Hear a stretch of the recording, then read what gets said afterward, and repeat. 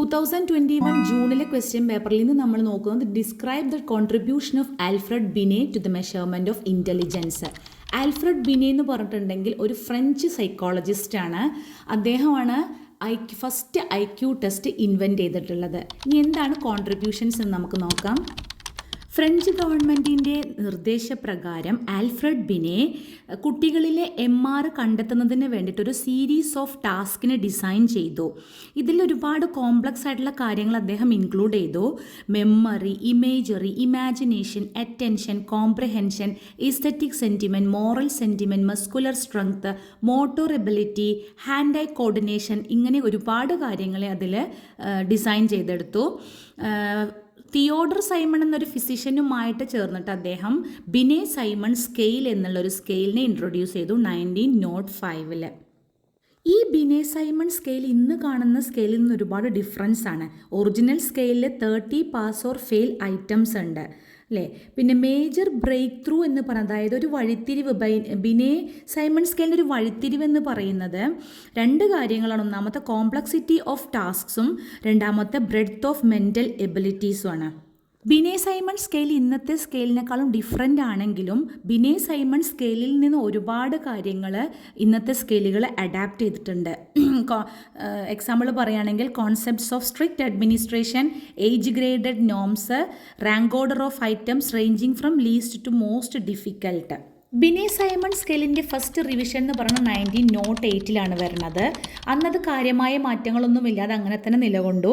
എന്നാൽ 1911 കൂടിയിട്ട് ഇത് രണ്ടാമത്തെ റിവിഷനിൽ അഡൾട്ടിലേക്ക് കൂടി ഇതിൻ്റെ ഏജ് റേഞ്ച് എക്സ്റ്റെൻഡ് ചെയ്തു.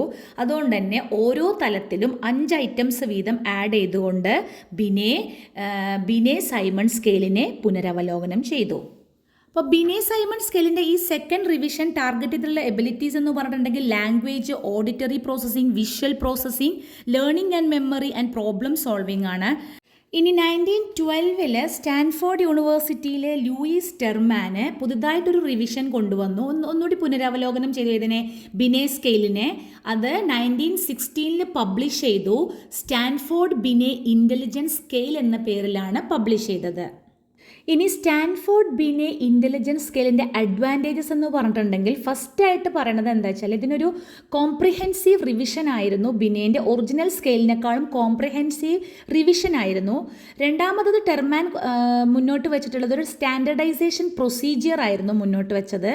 അതുപോലെ തന്നെ ഇതൊരു എക്സ്റ്റെൻസീവ് മാനുവൽ പോലെ ഇറങ്ങിയതുകൊണ്ട് തന്നെ ഒരു ടീച്ചിങ് എയ്ഡ് പോലെ ഉപയോഗിക്കാൻ സാധിച്ചു എന്നുള്ളതൊക്കെയാണ് ഇതിൻ്റെ അഡ്വാൻറ്റേജസ് ആയിട്ട് പറയുന്നത്.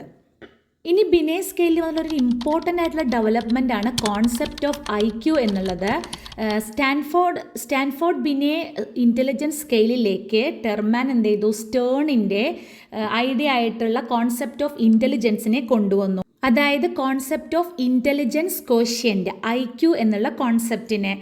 ഇത് പ്രകാരം ഒരാളുടെ ഇൻ്റലിജൻസ് കണ്ടെത്തുന്നത് മെൻ്റൽ ഏജിനെ ക്രോണോളജിക്കൽ ഏജുമായിട്ട് ഡിവൈഡ് ചെയ്യുന്നു, അതിനെ 100 കൊണ്ട് മൾട്ടിപ്ലൈ ചെയ്യുന്നു. ഇതാണ് കോൺസെപ്റ്റ് ഓഫ് IQ എന്ന് പറഞ്ഞിട്ടുള്ളത്. അപ്പോൾ ഇത്രയുമാണ് ആൽഫ്രഡ് ബിനെൻ്റെ കോൺട്രിബ്യൂഷൻ എന്ന് പറയുന്നത്. അപ്പോൾ ഈ ക്വസ്റ്റ്യൻ്റെ ആൻസർ എല്ലാവർക്കും മനസ്സിലായെന്ന് വിചാരിക്കുന്നു. Thank you for watching.